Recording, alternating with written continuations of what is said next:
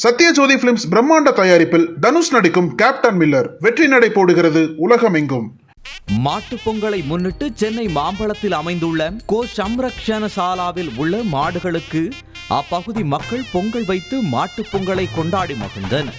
அங்குள்ள மாடுகளை குளிக்க வைத்தும் மஞ்சள் குங்குமங்கள் வைத்து மக்கள் வழிபட்டனர்.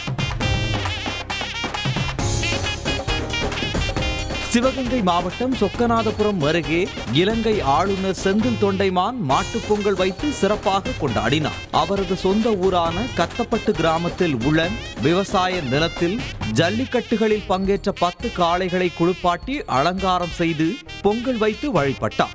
தொடர்ந்து காளைகளுக்கு பொங்கல், வாழைப்பழம் உள்ளிட்டவைகளை ஊட்டிவிட்டு மகிழ்ந்தார்.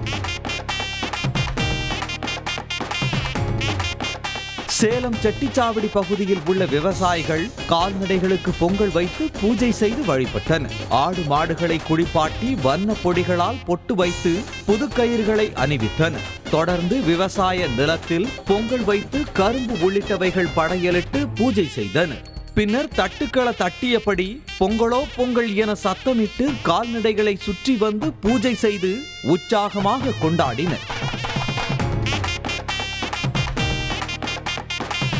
விவசாயிகள் கால்நடைக்கு நன்றி தெரிவிக்கும் திருவிழாவான மாட்டுப் பொங்கலை ஒட்டி நெல்லை மாவட்டம் முன்னீர் பள்ளத்தில் விவசாயிகள் சிறப்பாக கொண்டாடினர். கால்நடைகளை குளிப்பாட்டியும் மாடுகளுக்கு முன்பு பொங்கல் வைத்தும் வழிபட்டனர். தொடர்ந்து பெண்கள் மாடுகளுக்கு பூஜை செய்து தீபாராதனை காட்டி கொண்டாடினர்.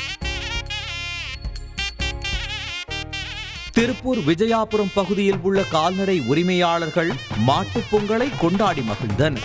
மாடுகளுக்கு மஞ்சள் குங்குமத்தால் நெற்றியில் பொட்டு வைத்தும் மாலை அணிவித்தும் அலங்காரம் செய்தனர். தொடர்ந்து கால்நடை முன்பு வண்ண கோலமிட்டு கரும்புகளை கட்டி பச்சரிசியிட்டு மண்பானையில் பொங்கல் வைத்து வழிபட்டனர். மாடுகளுக்கு பொங்கல் உள்ளிட்ட இனிப்புகளை ஊட்டிவிட்டு உற்சாகமடைந்தனர். செய்திகளை உடனுக்குடனும் துல்லியமாகவும் தெரிந்து கொள்ள சப்ஸ்கிரைப் பண்ணுங்க.